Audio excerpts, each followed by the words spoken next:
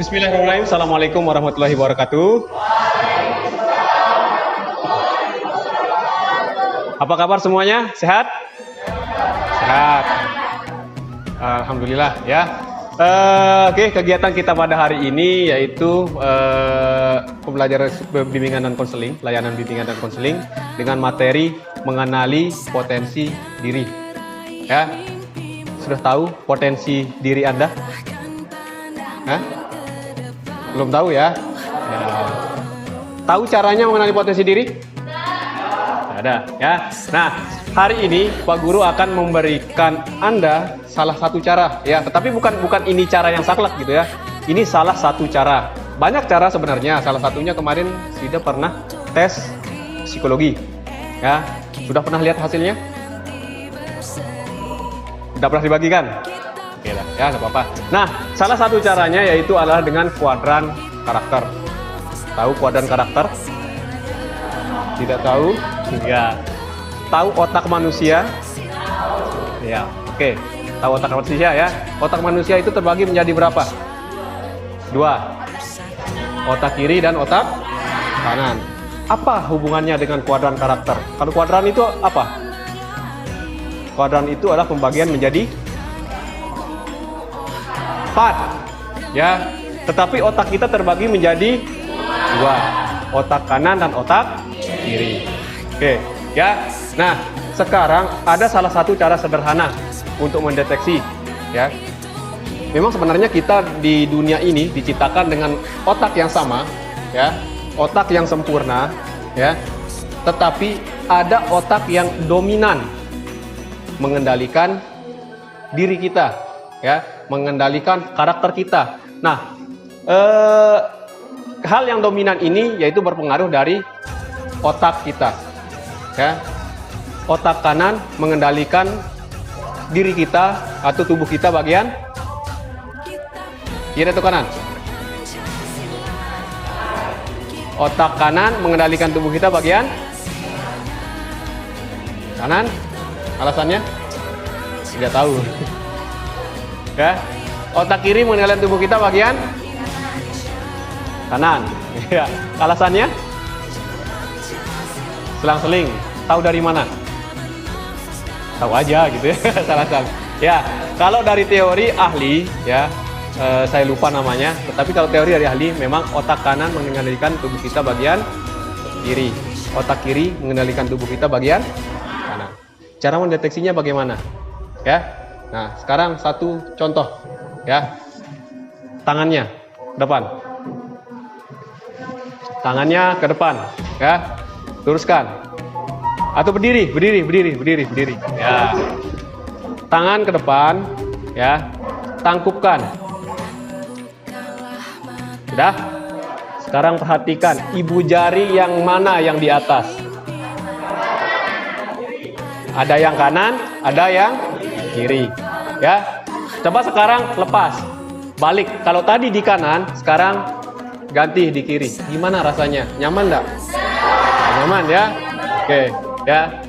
Ini dalam artian kalau tangan kanan kita yang di atas, ibu jari tangan kanan yang di atas, itu dalam artian berarti tubuh bagian kanan kita adalah yang lebih dominan. Berarti yang bekerja adalah otak kiri.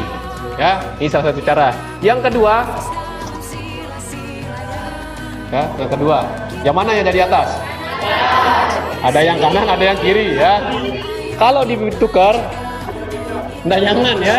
Oke, tidak nyaman ya. Oke, tidak nyaman.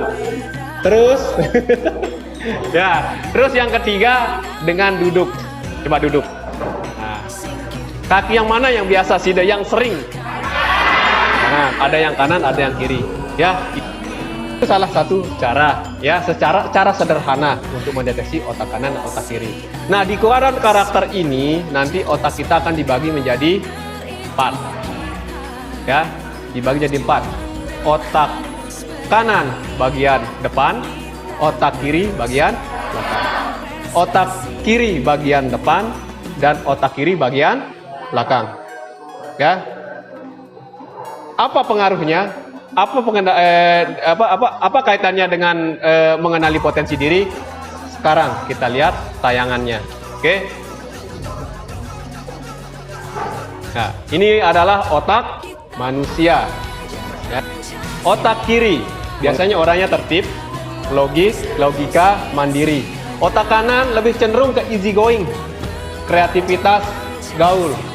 Nah, kira-kira Sida bagian yang mana sekarang? Oke, ya. Sekarang berdiri. Ya, nah sekarang silakan berdiri. Dibagi menjadi dua. Yang merasa yang lebih dominan otak kanan, ya pindah ke kanan. Yang merasa dominan otak kiri, pindah ke kiri. Yang merasa sesuai dengan keseharian Sida. Tidak apa-apa, walaupun 4 atau 3 orang silakan, tidak masalah. Ya, oke, ya. Nah, silakan duduk dulu. Ya, kita lanjutkan. Oke, ya. Nah, bagi orang biru tadi kan sudah dibagi menjadi 2. Nah, sekarang bagi jadi 4. Di sini yang kanan dibagi menjadi 2 ada kita pakai warna biru dan pakai warna merah. Warna biru cenderung suportif, cenderung damai. Ya, dalam artian seperti saya bilang ya, orang ini biasanya gampang ditipu. Gampang ditipu. Jadi diajak, ayo kita main, ayo dah, ayo kita pergi, ayo dah. Jadi dia tidak pernah menanyakan kita pergi main kemana, kita mau main apa. Ya, ketika saya ada di dalam kelas ada kesepakatan, besok kita ada kesepakatan mengeluarkan uang 15.000 untuk ini. Aku aja pira-pira wah, miluang wah. Nah, cenderung orang seperti itu. Ya. Nah, terus untuk yang kanan belakang itu warna merah, promotor, kreatif. Ya. Yang biasa jadi tukang ribut di dalam kelas itu sudah dia. Yang ngajak temennya main, yang ngajak temennya nyanyi atau apa, membuat suasana menjadi meriah. Ya, orang ini tidak suka dengan suasana yang sepi, dia suka dengan suasana yang diam. Ya, tadi yang kanan siapa? Yang kanan. Nah, sekarang dari 2 ini, ya, Sida membagi diri. Kalau Sida merasa biru di depan, yang merasa merah ke belakang. Oke, ya. Nah, itu untuk yang otak kanan. Sekarang otak kiri, kita kembali ke otak kiri, bagian yang ini, ya. Nah, otak kiri, yang depan, otak kiri depan kita kasih warna hijau, yang belakang warna kuning. Warna hijau cenderung analyzer, tertib. Ya, ini kebalikan dari yang warna biru. Ya, agak teliti ini orangnya. Ya, kalau diajak misalnya kita mau buat acara apa, dia pasti mikir. Kalau kegiatan ini untungnya buat saya apa dulu, biaya yang saya keluarkan berapa, yang akan saya lakukan apa, keuntungannya buat saya apa. Nah, ya, itu cenderung seperti ini, ya, kalau yang hijau. Nah, kalau yang kuning, controller atau teguh, ini adalah tipe-tipe calon pemimpin. Agak keras kepala sih, agak keras kepala sih, ya. Jadi biasanya orang seperti ini maunya dia saja yang didengar. Biasanya. Oke, nah sekarang Sida yang otak kiri membagi diri menjadi 2. Yang merasa hijau ke depan, yang merasa kuning ke belakang. Oke, nah, silakan. Sekarang pembagiannya, kira-kira orang-orang yang seperti 4 orang ini bisa jadi apa saja? Ya, kita lihat. Tipe biru. Nah, tipe biru bisa jadi perawat, pramugari, peternak, petani, guru, barista, fotografer, pekerja sosial, koki, dan lain-lain. Ya, itu untuk yang biru. Jadi biasanya yang ngikut-ngikut, yang senang berpetualang ya ini harinya. Ya, senang suasana yang damai ya ini sudah nih orang-orangnya. Ya, oke, lanjut. Ya, warna hijau. Siapa yang hijau tadi? Ini ya, di depan. Akuntan, penulis, peneliti, IT, dosen, arsitek, bankir, notaris, dan lain-lain. Ya, ini pilihan karirnya yang cocok dengan potensi. Ya, lanjut. Tipe kuning. Nah, tipe kuning mana yang kuning? Nah, Dokter, polisi, atlet, teknisi, nahoda, militer, jaksa, sutradara, kontraktor. Ini adalah orang-orang yang biasanya jadi pemimpin. Jadi dokter pemimpin kan? Apa yang dikatakan dokter semuanya diikuti kan? Kalau nggak mau diikuti ya silakan sakit ya sakit-sakit aja sudah gitu kan. Nah, polisi, atlet, teknisi ya. Jadi bisa memilih keputusan sendiri. Itu untuk yang warna kuning, controller ya. Selanjutnya tipe merah. Ya, artis, desainer, motivator, pemandu wisata, YouTuber, influencer, marketing, politisi dan lain-lain. Ya. Nah, ini pembagiannya. Ya. Lanjut ya. Nah, kuadran karakter adalah salah satu cara, seperti saya bilang tadi ya, salah satu cara, bukan saklek ke ini saja, salah satu cara untuk mengenali potensimu dalam menentukan cita-cita. Ya, oke. Sekarang pertanyaannya, ya, kalau misalnya ini tadi warna apa? Hijau, ya, warna hijau. Saya cenderung warna hijau, berarti saya tidak bisa dong ke profesi yang warna merah.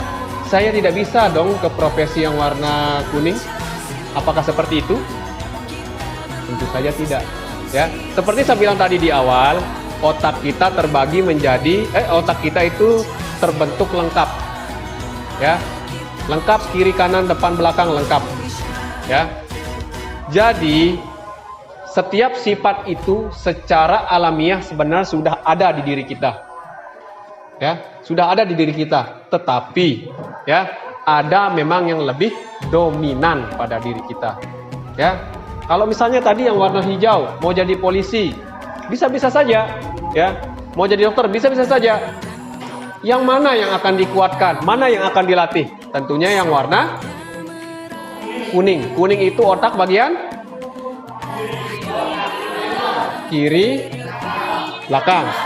Ya, kiri belakang. Jadi Sida akan melatih otak Sida bagian kiri belakang. Dengan cara apa? Seperti yang tadi, saya untuk jadi seorang yang controller, seorang yang teguh, saya melatihnya bagaimana?